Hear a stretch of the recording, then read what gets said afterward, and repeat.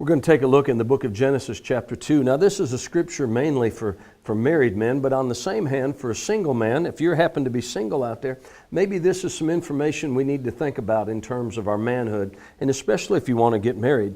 Genesis chapter 2 verse 24 says, "Therefore shall a man leave his father and mother, and shall be joined to his wife, and the two shall become one flesh." One translation of the King James verse, he's supposed to leave his father and mother and cleave to his wife.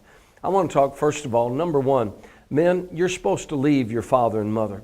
I've seen some men that once they get married, they're actually still so attached to their parents that really their parents still run their life. Men, when you get married, you're supposed to leave your father and mother. And the one that's supposed to have the greatest devotion is your wife, not your mother, not your father, but the one that you're supposed to have the closest relationship to, and the one that's supposed to be the most important is your wife. You're supposed to leave mama and daddy's purse strings.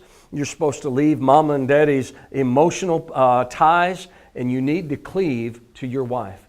Now I realize, I still love my parents. I still honor my parents. Obedience, I say it this way, obedience is what I owed my parents in the home. Honor is what I owed them after I left the home. I still honor my father and mother.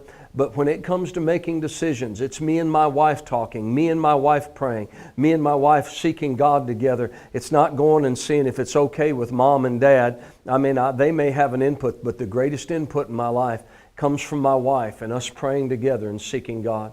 You're supposed to leave those emotional attachments with your parents and as a man, emotionally attach to your wife.